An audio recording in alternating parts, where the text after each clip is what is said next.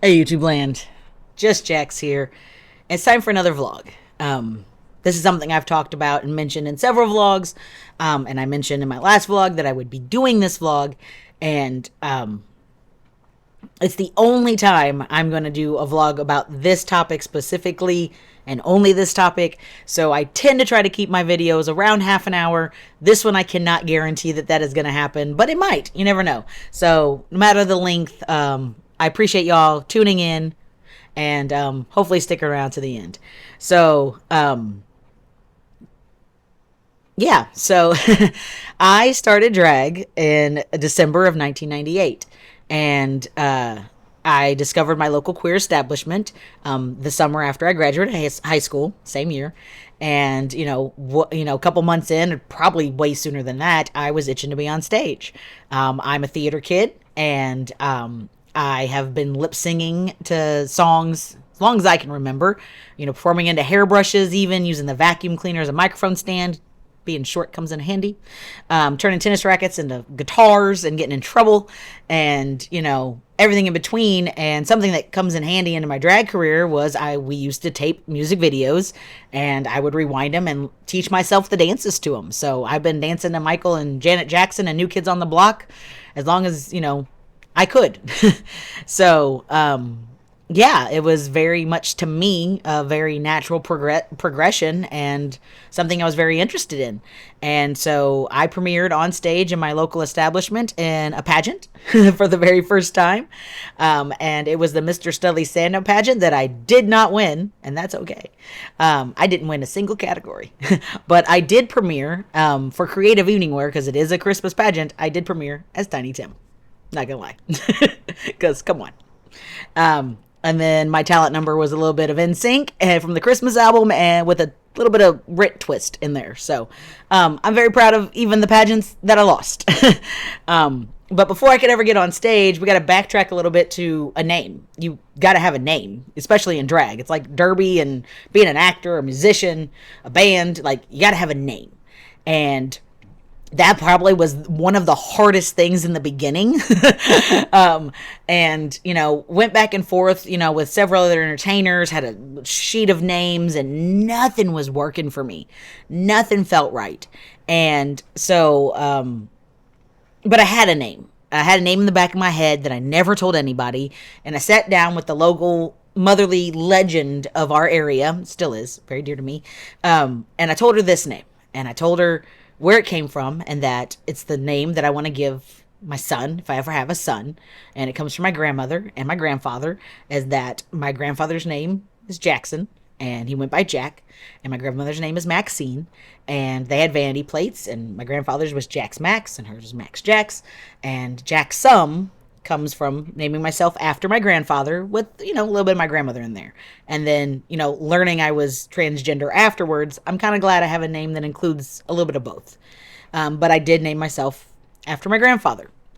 And anyway, I had this name that was going to name my son. And she just looks at me and she's like, "Baby, that's your name." And still to this day, one of the best sentences that's ever been said to me. And she wasn't wrong, because it became my name. And it wasn't just that I made a name for myself with that name in the drag community. Like, it literally became my name. And going back to my drag mother, though, I was just like, "Hey, we came up with this name." And I even told her the story and all that, and she's like, "It's great." And I was like, "But it doesn't go with your last name." And she goes, "Baby, you were never getting my last name. You get my first name." And I was like, "What?" And she goes, "Your name is Jaxom Summers." And I was elated. It's just one of those things that, still this day to me, you just knew.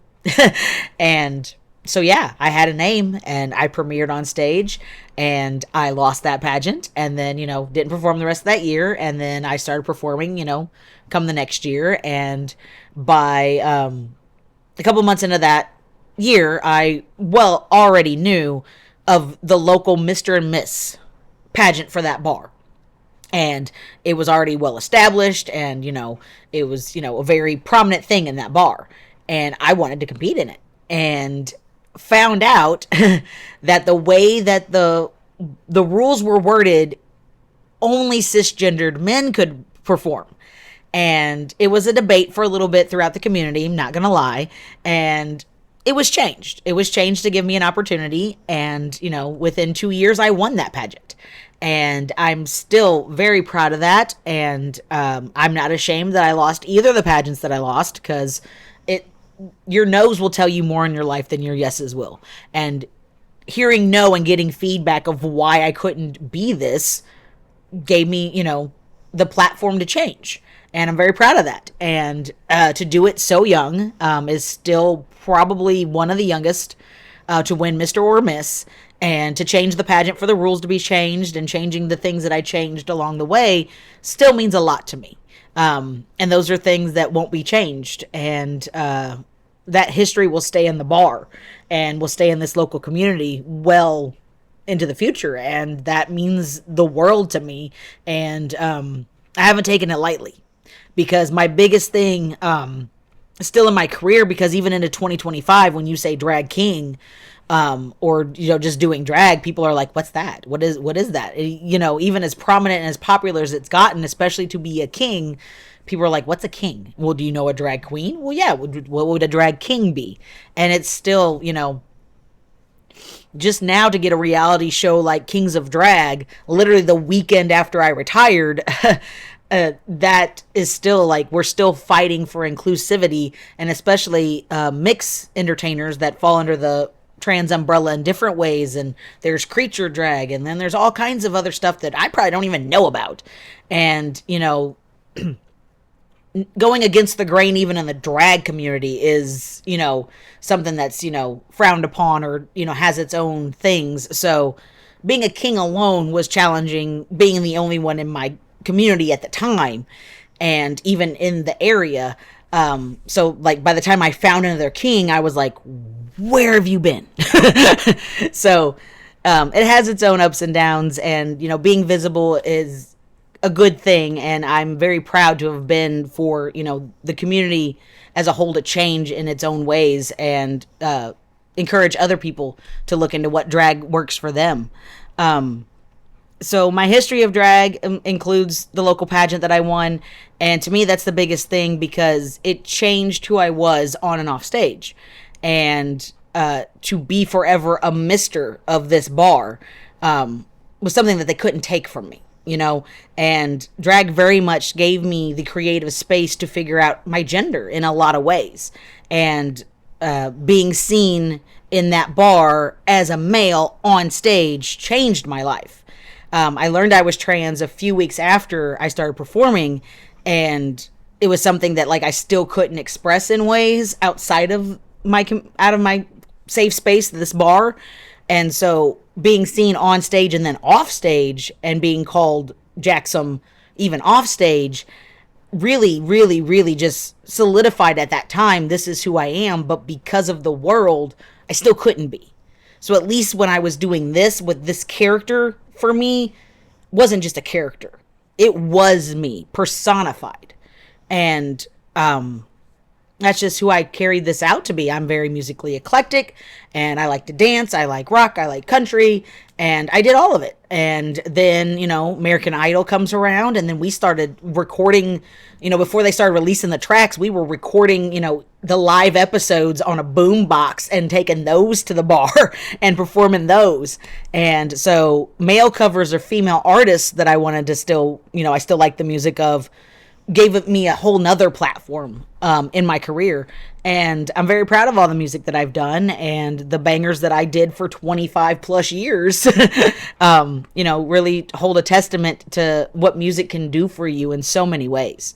And having, the space to, have the theatrical moment, and to be able to do a song that means something to you or somebody else, or, it's its own dynamic, that it's its own blank canvas in a way of creativity, that from the fashion to the movement to the choreography and everything you do, how you interact with the crowd, it's such a beautiful piece of art that takes so much from so many places that I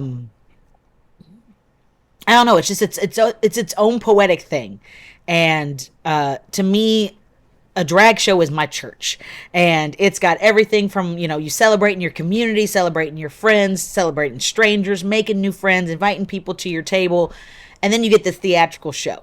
And drag to me is the celebration of everything else. How we come together as, so not one person is going to know everything. So that's what our drag families are for, and that's what our patrons are for, and that's what our DJs and everybody in between are for, because they help us. They give, you all give us feedback of what you want to hear, what you want to see, what didn't work for you. And that was my job as a patron too, was to do that for other entertainers, but also see what worked for me in that way as well. So you have to be a connoisseur of drag, and you have to listen to those that, absorb your drag, if that makes sense. So, it's all been a very big part of me, and, those people, give us those feedback, and they become part of our teams, and they help us make our outfits, or they become our dancers, or they teach us how to do something, and they help us with our makeup and our hair and all kinds of stuff. And so the drag is the celebration of all of that coming together, and then we get to present it back to you, kind of thing. That's what I view drag as a whole, or even just going to any show. All drag had to start at local drag somewhere, and that's why will always be proud to be a local king. And I might not have done more and gone out further, but that's okay. I didn't truly need to. The mark I've made in my town and in the surrounding areas has carried on to still to this day, because now I have people coming to me that have said, I did a 2000 show a couple years ago, and it was really nice to do some of the old songs that, I won, my pageant. I became a Mister in 2000. So there was someone in the audience that said their first drag show was during my reign. And, they couldn't believe that there was a trans king that was, performing, let alone was the Mister. And, they had moved away, and they had come back to visit, and they were there that night. And I've had similar stories throughout my career, and other entertainers tell me, Rory, hi.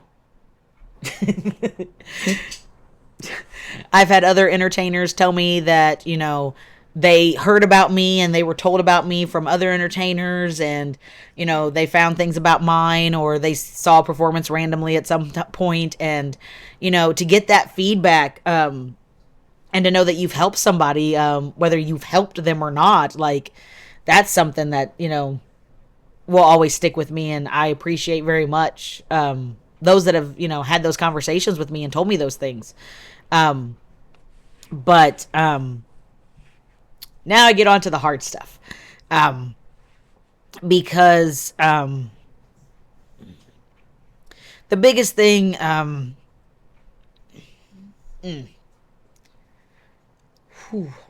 drag is such a part of me in so many ways.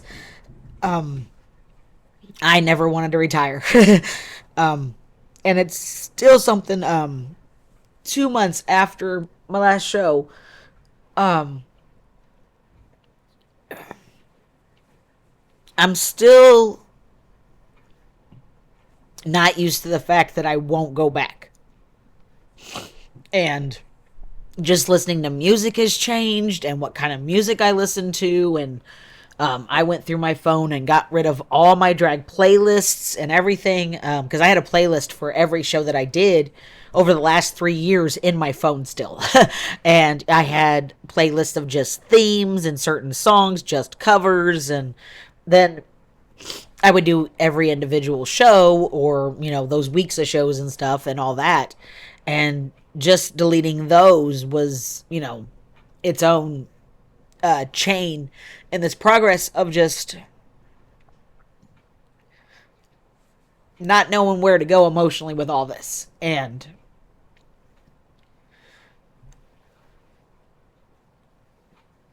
having that creative outlet not be an option,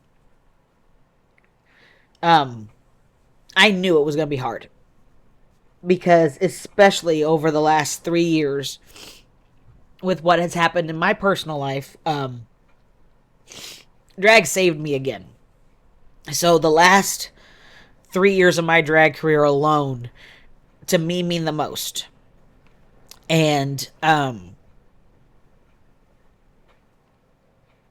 nearly all of it was helped by people that didn't know me before that. And that truly means so much to me. So the biggest part is talking about why my career had to end. And I was already chronically ill for 4 years when I started drag. And I had only had one surgery at that time. And by the time I retired, I've had 14 or 15 surgeries. And most of them have been from my chronic illness.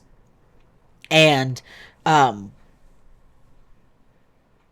had been to every single Mr. pageant since I had won until the year I had my ostomy. And that alone was really hard for me because I still had staples in me and I wasn't used to my bag, and I was probably going to try to go to that pageant. And my friends were like, you can't even go. And that was really hard for me. And because being a part of that brotherhood still means the world to me. And to not see the next Mister and to not be a part of it just truly still has its own, feelings for me. And I think I've only missed like 5 at the most in my entirety of my career. And majority of those was health related. And so I've had to relearn my body every time I've had most of those surgeries. And then, it just, even on a healthy person, drag is a lot, even if you only perform in your local town. And I was a traveling king for several years. I have been off and on my entirety of my career, but after I lost my own transportation, it's been harder. But there was, several years that I was going through 4 states, especially over the summers. And, it gets exhausting. And my body is now 45, and it's been chronically ill probably the majority of my life before I was diagnosed. And new ailments have happened along the way, including an accident a couple years ago. And that accident broke my leg, and it messed up my back. And luckily my leg healed, and physical therapy worked, and I went back to drag a little bit differently, but I still did it. And then my back stayed messed up, and my back has continued to stay messed up and start to deteriorate. And a year ago, I was told I needed to use a cane, and I had to walk less, and I had to do things differently, and I was very close to being put on light duty. And even though I've been legally disabled since my 20s, late 20s, but and the reason part of the reason I'm disabled is my chronic illness, but how I handle my body, and still trying to prove that I'm not disabled when I am, it caught up to my back too. And being told I had to stop again and listen to my body, not the easiest thing to do in my life, I had to start listening. And at that point, I had taken a break in drag, and I was talking about coming back. And then that happened. And some other things within the drag community happened, and I knew that if I was going to come back, I had to come back bigger and stronger than I had ever been. And those things that had happened, over the last 3, at that time, like year and a half, especially like the last half year, really, really, really changed me. And there was a part of the months before when I had stepped away from drag for about 6 months, where I almost committed suicide. And I knew when I came back to drag that I was going to address it. And I did. And I had to change a lot for myself to prove that I could do it. And financial reasons being the biggest reason I didn't do a lot more in drag, why I didn't travel more, why I didn't try to do national things. But I could still make a statement on the stage that I had. And I elevated myself. I elevated my drag. I changed my face. I did a whole lot to just, in my opinion, it was, Jaxom 3.0, let's call it. And to come back for that number, and I had told some people privately what was going on, and the people that were in that crowd, and to be able to represent some people in my family, it really meant a lot to me. And it carried me through that night. But before my third number, because I was performing without my cane, before my third number, a friend came backstage and asked me if I needed to use my cane. And I was like, well, that means you can tell I need to use my cane, doesn't it? And, they were, sympathetic, empathetic, and we went back and forth on it. And that third number, I used my cane. And I needed it. And I'm glad they said it. And after I put the video online in a couple places, once again, I was visible those who couldn't be. And I got a lot of positive feedback for doing a number with a cane. And I never thought that's what was going to happen, because it's already one thing to be disabled and chronically ill. There is a luxury and a vanity to be invisibly ill, and to have the ostomy, possibly, literally be on the outside of my body. That was, really hard for me. And then for people to know how hurt I am, or that I'm struggling, in some way, and to see it and to see me need it really, fucked with my head more than it needed to, because it's okay to need it. It's okay to do what you need to do anything. So that visibility too was something that I didn't expect and didn't think about. And that made me proud as well. And, I was, that night I just used my regular cane. And so then I got a couple other canes that would go better with my outfits or something. And a lot of people gave me credit for making it an aesthetic and not, this sore spot. And that they liked how I incorporated it and made it part of the choreography sometimes, and, this, that, and the other, but just having it alone and making it its own moment in a more positive way than trying to hide it. And I didn't use it for every number. And there was some numbers where it would get in the way, and, they were, especially the slower numbers and stuff, but I did throw it on there when I truly needed to for my dance numbers in the end and stuff like that. I still tried not to use it, and I felt it. I felt it starting that night, starting that first night. And the recovery alone, if you talk to most 30-plus people, some of us need a nap just to go out to a drag show when we're not in it. And just getting back into a nightlife schedule and all of that, and being in the bar so much, and then still trying to work and do everything outside of the bar, and going back and forth, and my back deteriorated more. And it wasn't because of one or the other, but it got to where I was on light duty and I was still doing too much, and I couldn't ask help from everybody every time I need to lift something. That's still the case. And because I do live alone, and it's wearing me out, and just bouncing back every time just was taking longer and longer. And then I was officially approved for surgery this January, and I still haven't had a chance to have it for multiple reasons, but just knowing I needed it, and to be honest, some of the complications I could have from it Just like my ostomy and making the decision to have it, I did not want someone else to tell me I had to retire, because they had already told me I had to start walking less. And that's when I really like started thinking about it. And I was just gonna just retire and that be it, and possibly not even tell anybody. And luckily I told a couple people this, that, and some other things, and they alone were like, your fans alone will be pissed off at you, and then you will be pissed off at you, not because of them, but just because that's how you did it. And that started me thinking about, like, well, should I have a retirement show? Like, when would it be? What could it be? And it just kept going, and it was still this, like, well, I'm gonna retire, but I can still do this, I can still do that, and I'm gonna do that, and I'm gonna do this. And that's a clear sign from my addiction and my AA that I had to stop completely.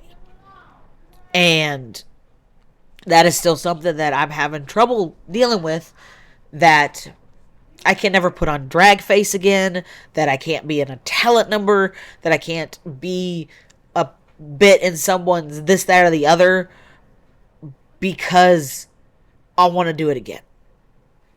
And just healing physically and mentally over these last couple of months has been a lot.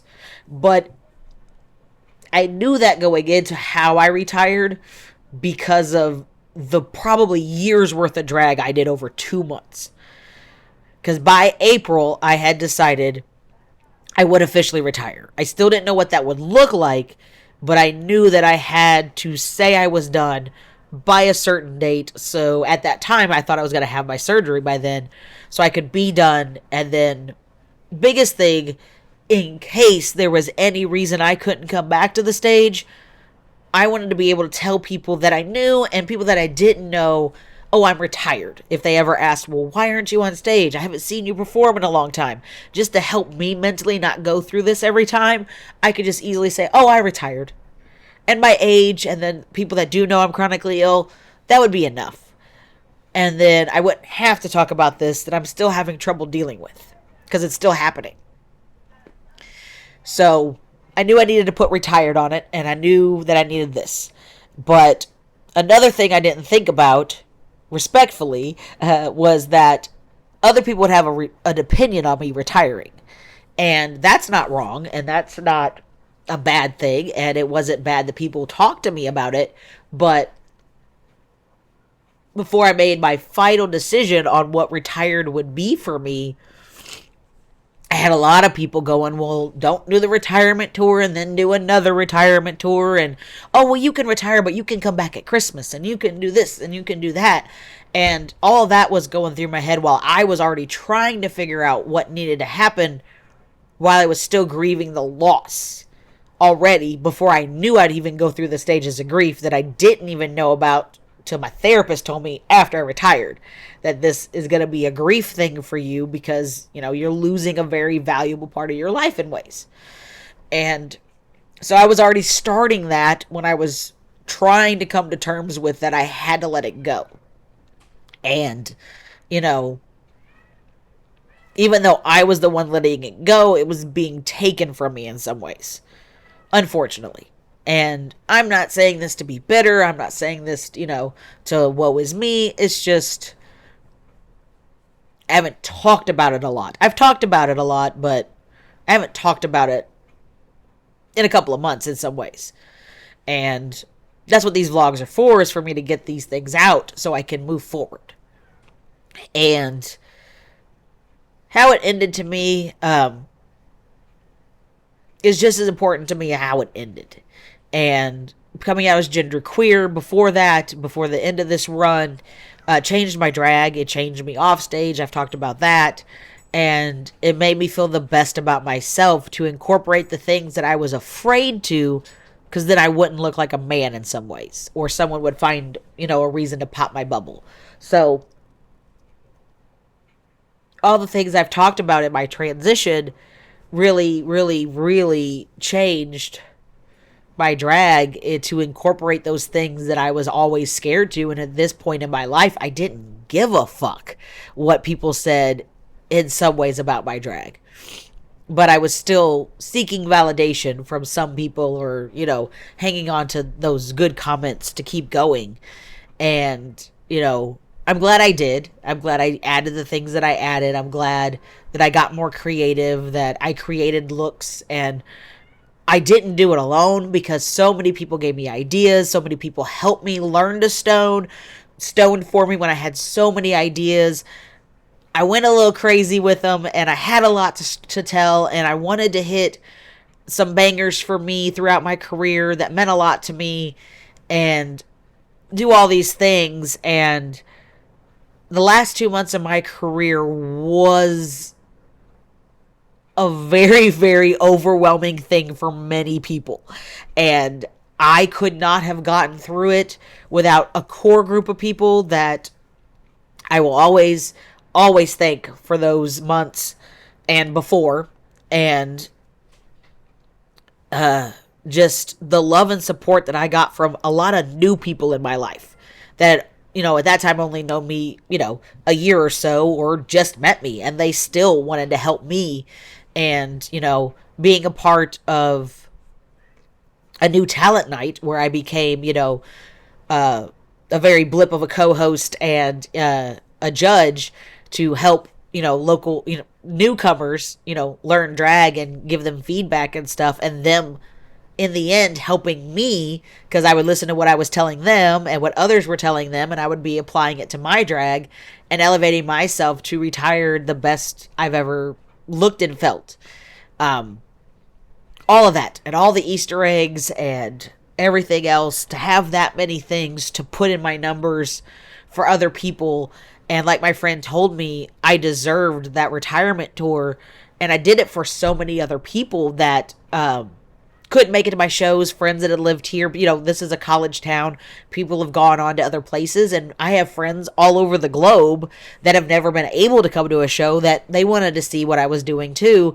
So we recorded and taped as much as recorded and took pictures of as much as we could, as many shows as I could. Almost every night I got at least one video. And I was a part of a couple other projects. This is the last I'm speaking on this, but there's a couple other projects I was a part of that are going to help highlight my career a little bit and, leave my legacy behind a little bit. But at the same time, I need to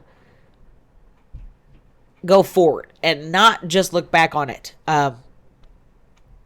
In a good way. I'm not going to ignore it. I'm not going to, that part of me didn't die, but that chapter is closed, and I can revisit it. I can reread it. I can look over it, but I can't stay there. I have to go forward. And that's what everything I've been working for, over the last year or so before I realized I had to, leave drag. I started this right when I started going back to drag, and that's, the Just Jax Gaming and becoming a content creator, and everything that I've learned throughout my career is preparing me for that, because making a brand, making something from scratch, I started promoting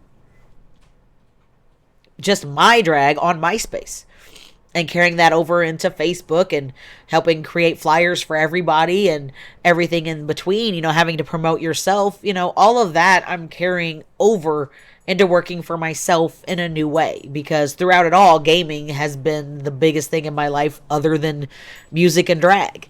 And so if you're gonna have a hobby that, you don't care if you make a living off of or not, or if you could make a living off of, gaming for me is it. And throughout my career, I've learned how to promote in its own way and be a content creator for a local business, even for a while. And that's what I'm going to be doing, off stage. That's my retirement plan, and we're in the set for that. Making the set in a different apartment for my videos. Even that, just doing all that. Hey, Rory, not right now, please. Okay, sorry. Her doing that would have really wrecked us.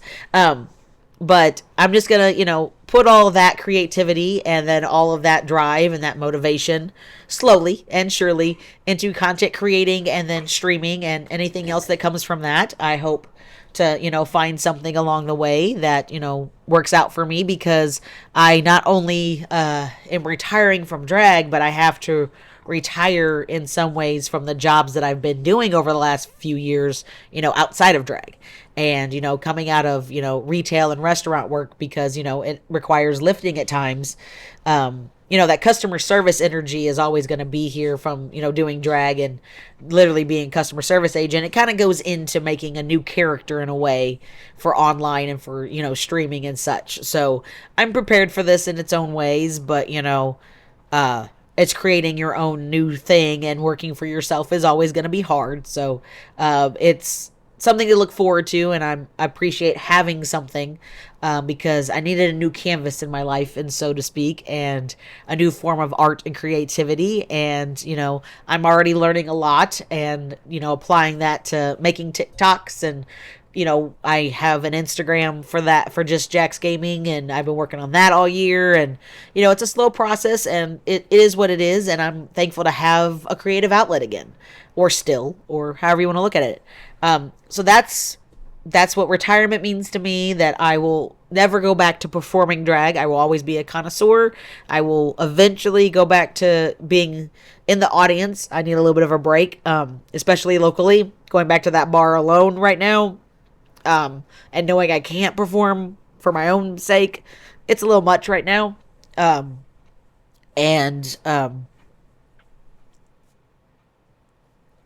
I whew, grief is hard. And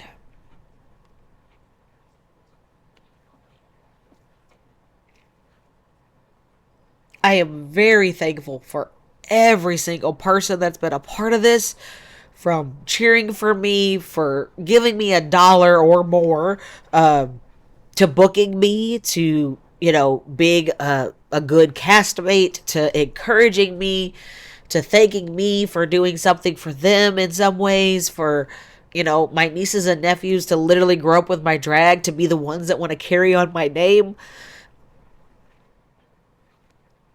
For someone with low self-confidence, this has helped me the most. And I seriously, like I said, I retired at the perfect time, in the perfect way. And again, thank you to everybody who was a part of that, and a part of the entirety of my career, even. But going forward, publicly, Jaxom Summers is not just my drag name anymore. It is my name. It is the name that, I'm a self-made man, being trans and all that. And just like Jaxom was my name, Summers is my name. And I made a name for myself. And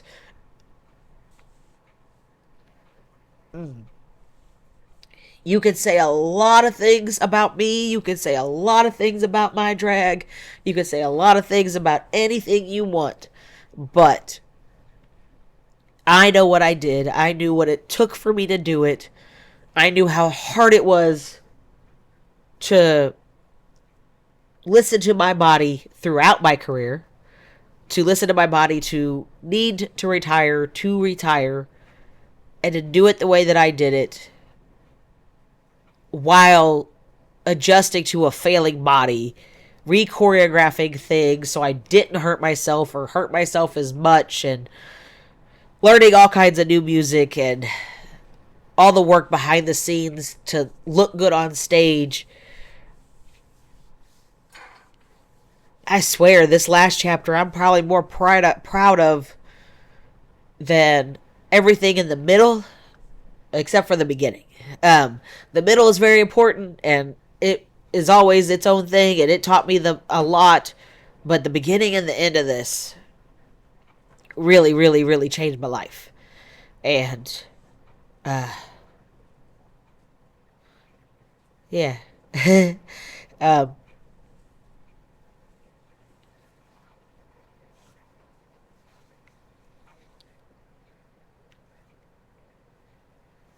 other than,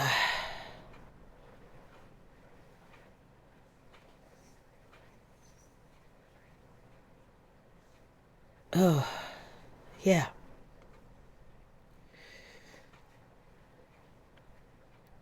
as much as it is meant in my life for other people to tell me they are proud of me,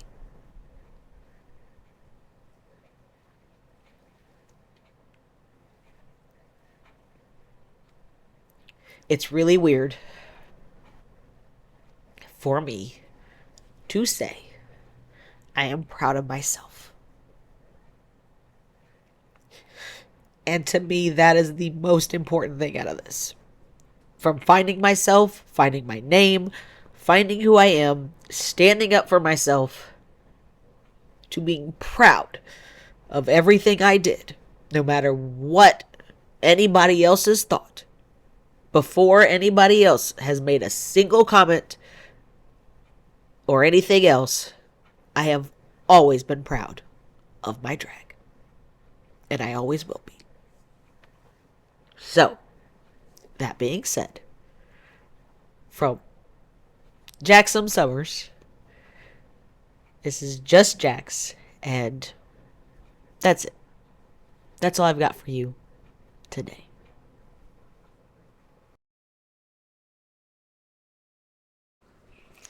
Hey, YouTube land, just Jax here, and this is one of the times I've rarely done a compilation kind of thing, and yeah, it has been 90 plus days since I have performed in drag, and it has been 30 plus days since I made the vlog that you just watched. And normally, when I make videos for this channel, I vlog and then I upload them, and I very rarely watch them.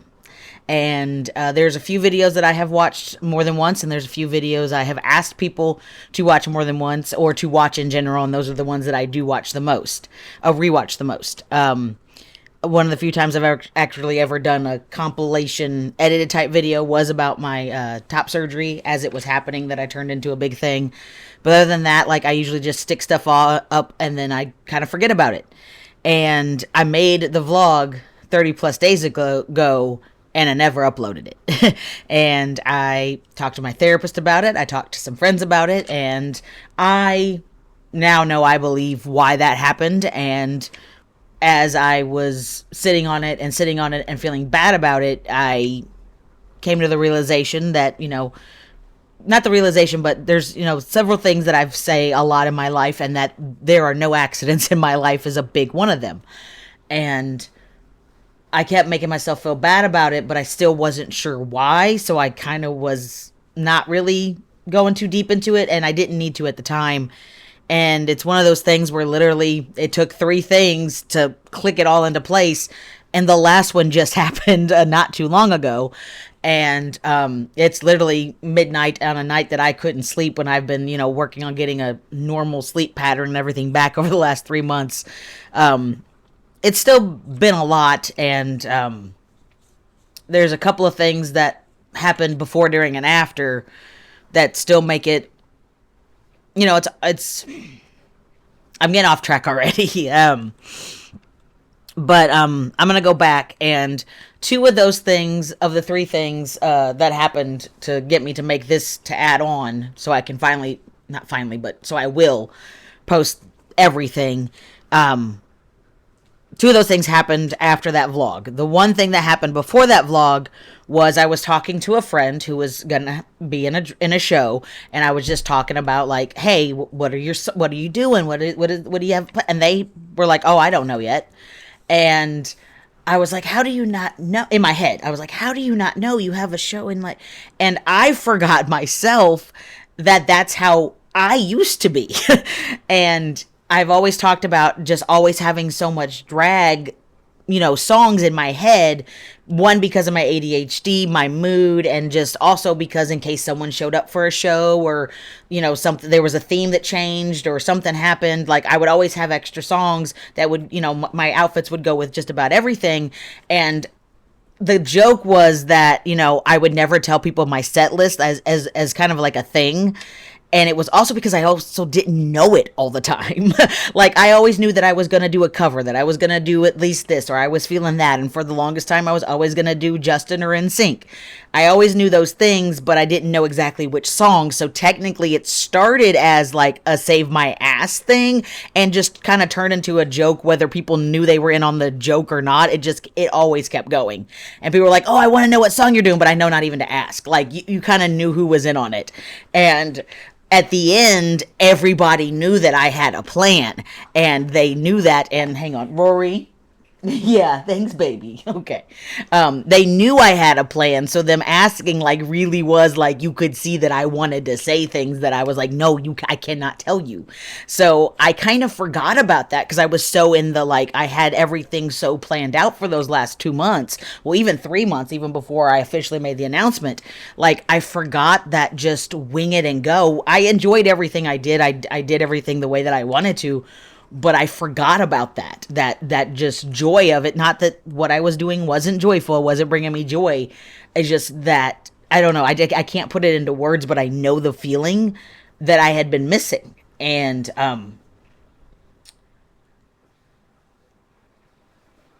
it wasn't a job, but I did say earlier in my life that I was like, if drag became a job, then I needed to take a step back. And it was a lot of work in the end by a lot of people, and I'm sure I talked about that, but um, I'll probably never know how much for a lot of people because I know now, looking back, how much more it was for me as I'm getting used to a new normal and uh, just how much physical pain I was in alone. Like, when I even don't even get near that amount of pain now, I'm just like, how was I doing this? And uh, a lot of it wasn't healthy and it wasn't the goal. But I knew that I was going to have to go do more than I could and that more than I should possibly. And it was one of those things where like I knew they both had to go together to get me to the end goal to not do that anymore.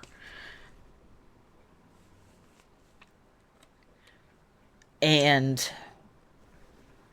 the more I get away from it and the more that I heal from it in different ways, the more it shows that the decision is correct. And just it's just going to be, like I said, learning a new normal in more than one way, especially, listening to music, like I said, is still a process. And that's, part of what prompted this today.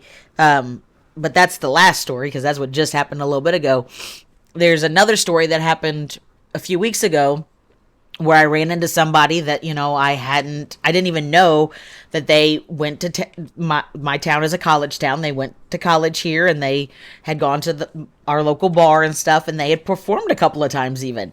And there's a thing that I used to do a lot more that I don't do anymore, and I would sign dollar bills when I would tip somebody. It was usually when they won a pageant, especially when they won the local pageant that I'm a part of. I would, welcome to the family and this, that, and the other. And I did it a couple of other times, but I didn't remember exactly when I had done it and those people or anything like that. And I ran into one of those people, and I had no idea at first. And they were like, "Hey, did you happen to?" And I was like, yeah, I'm a former. And we kept going. They're like, yeah, I thought that was you. And they were like, hang on. And they still had the dollar. They later, sent me a picture of the dollar. They still had it. And I signed it and dated it. And it was from 2009. And I was like, why in the, mm.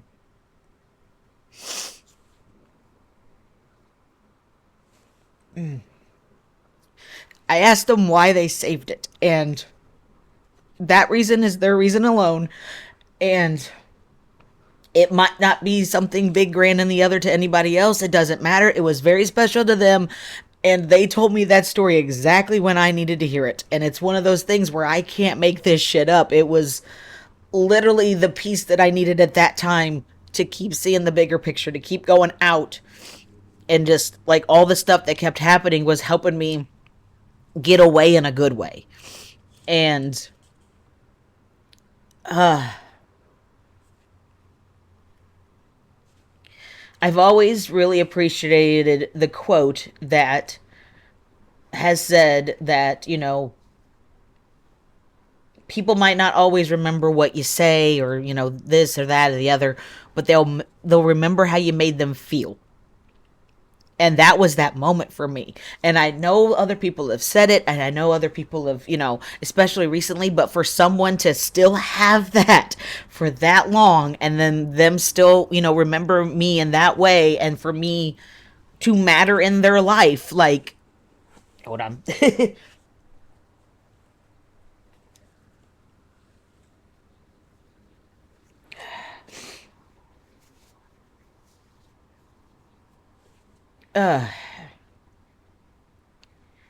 Reassurance is a very big love language for me that stems back to my childhood, and it was the good job that I didn't know that I needed, that I was still kind of still looking for, even though so many people had told me so much in the end. I don't know why I needed the one more, but I'm glad that I got it, and I'm glad that I got it in the way that I did, and I thank the universe for that. I thank that person for that story, because it really did help me a lot more than I thought it would the moment I heard it, and it was really breathtaking at that time, and took a lot out of me. But yeah, it's just the comments that I still get, the people that still ask me to do stuff. The I love every single one of y'all, but not but I love every single one of y'all, and the fact that so many people, as y'all keep continuing to grow and do better things and bigger things in your careers, have offered me their stage to come back to. And the more stages I get offered, the more it shows me how good y'all are doing, and that you want to include this guy will always matter. And I appreciate every one of you. And I don't tell people no because I want to ever in my life. And learning how to set boundaries, this retirement is part of that. And I have to keep saying no, but that doesn't mean I ever want you guys to not ask me in the same way. Like, it doesn't annoy me. It helps a lot. And that has gone into other parts of the community and other things that I was waiting to be able to do, and that's coming up. Most of that stuff is not going to be until next year, if that still goes as planned. But there is something that's coming up in a couple of weeks, and that is also what prompted me to finish this vlog and get this up, because one of the 3 projects that I had after my retirement, this is one, was finishing my vlogs and talking about the King, Jaxom Summers. And I was part of a documentary that is premiering soon, and it's premiering at my local bar. And I do believe it will be on YouTube at some point, so I will possibly make another vlog just to link that and talk about that separately. But and then there's a special project that a friend and I are working on, the friend more than I. And then that's it. And it's just, I had to give myself an end date for stage for the same reason why I have to give myself an end date for this. Because,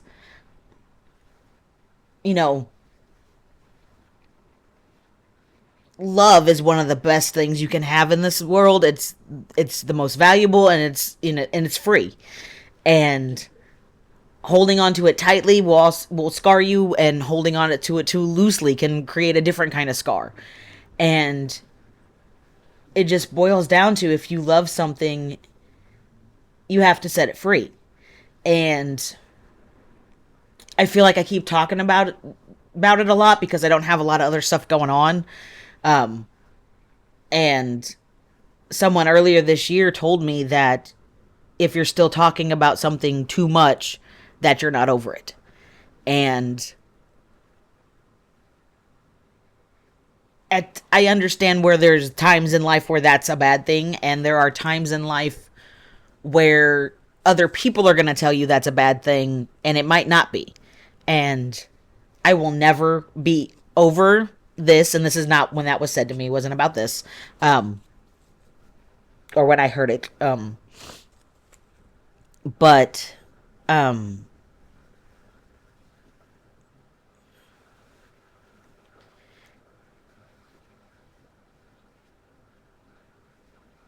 I know it's hard to put into words and thoughts and feelings for those that don't experience something like this, but we all have this thing. Whatever this is, you might not get drag and you might not understand why it mattered so much to me and my identity and why it helped me, and that's fine. And if you stuck around for all this and you still might not understand that, that means more than I can tell you. And but there is something for everybody, whether it's their job, whether it's being a parent, whether it's, anything like that. When you have to let go of something that you don't want to let go of, that has been this much of your life, good, bad, and everything in between, it's hard, and there is grief associated with that. And drag was very much one of those things where my drag family is my family. Like it's very much real life and everything in between. So it's very ingrained in me in so many ways, and that goes into the last thing where I knew listening to music was going to be hard. And I deleted all my old playlists, and I wasn't listening to certain things. I've listened to even more Taylor Swift, but not the covers and all kinds of things. And the biggest thing is, getting into TikTok and, doing something different and going into the other things that I want to go into. And so I'm listening to a lot of music and music in a different way now because of that. And I didn't even mean to. And it just happened. And that's that shows that this is working and this is going forward. And every once in a while, via TikTok or my, Facebook or something, there'll be new artists that'll come up, and I always stop and I always listen, and then I always go to their stuff on YouTube, and a new artist just floored me with a song, and it hasn't been that way. A song hasn't done that to me since May, and I performed that song within 7 days, and the first thought I had was, oh my God, I have to perform the song. And when I was like, oh, I'm not doing that. And it wasn't, I can't, it was like, oh, I'm not doing that. And then it was like, okay. So I got the vision out of my head with me, in the lights. And I was like, wait, what if I did a TikTok with this? Could I do this with this?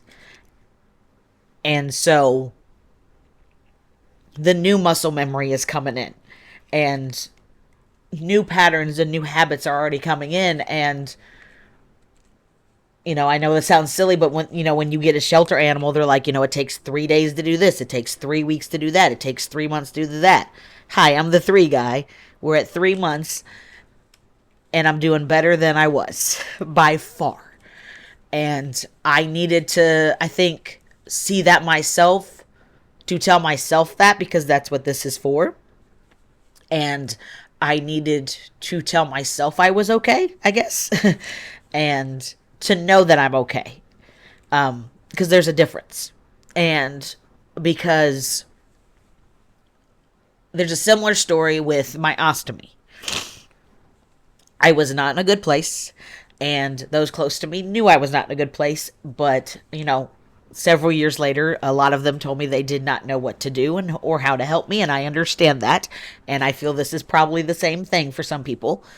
And there came a time where I was hanging out with some friends, and I made a joke related to my ostomy, and everyone just, like, I didn't know that was that good of a joke, and everybody was like, finally, when everybody kind of like, calmed down and was like, catching their breath, they're like, no, now we know you're okay. And that still gets me. And it was one of those, like, doubt do protest too much. Like, I was like, yeah, I'm okay, I'm okay, I'm okay. And I knew I wasn't. And I've been acting like I wasn't. I know that I've been acting like I wasn't. And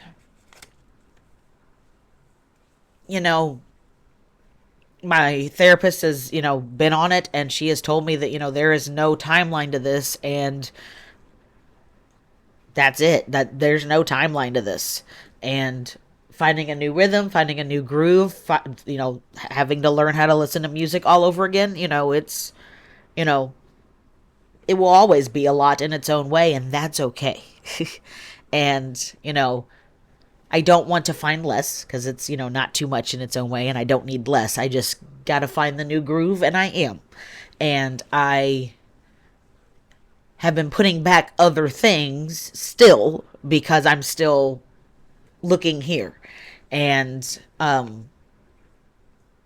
made it a point to make it unavailable for anybody actually to watch things about my drag career on my personal Facebook page, and I have wiped things so I can't look at things so I can move forward. And yeah, it's not that Jaxom Summers, the King version, is holding me back, but at the same time, just like anything else in life, trying to hang on to that is keeping me from going forward. And it took me a couple of months to see that. And that's okay too. And I am my worst critic. I am the hardest on myself. And I keep thinking I have to have things perfect to just start something. And I don't. And I know that. Because I'm missing seeing the growth that I want to see by waiting to be perfect. And that goes back to drag. And, because, like WWE events, they're live on the spot, stunt drills. And when they don't go right, people throw a fit. And, when things don't go right on stage or in a theater performance, like, people don't throw a fit, but it makes you look bad. So having to have things, it goes with my personality, but also, it's got some bad stuff associated with it. So all of this goes down to that,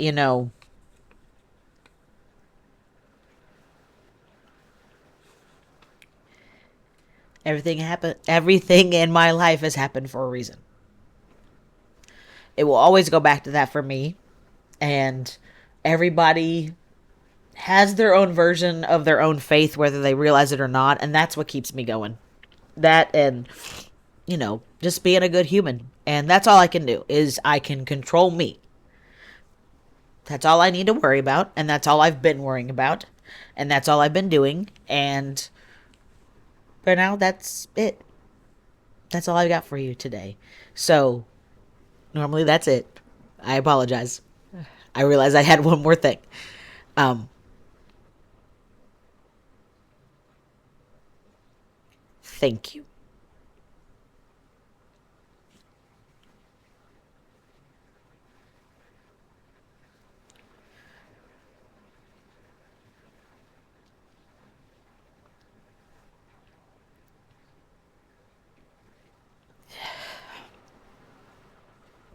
Thank you.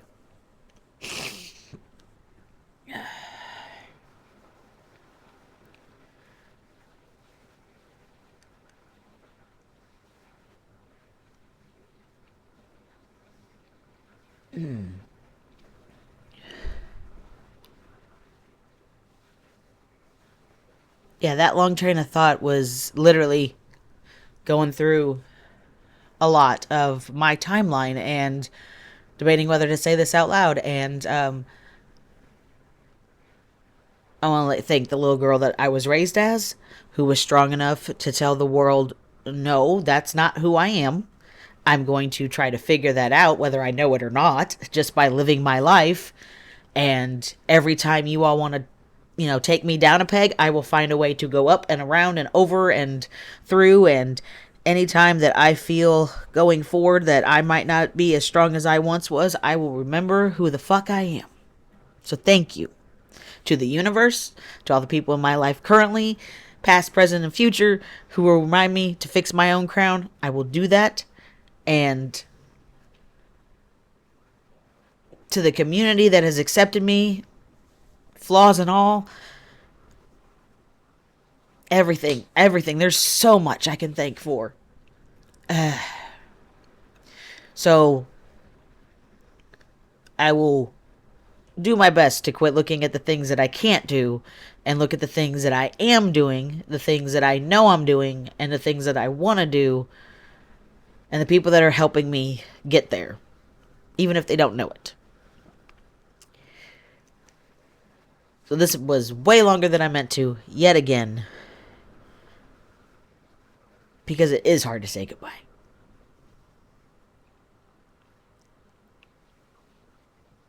So, that's it. That's all I got for you today.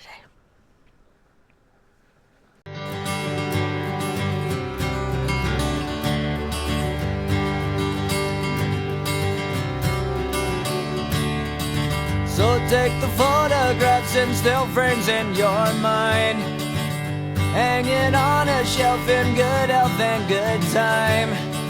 Tattoos and memories and dead skin on trial. For what it's worth, it was worth all the while. It's something unpredictable, but in the end is right. I hope you had the time of your life.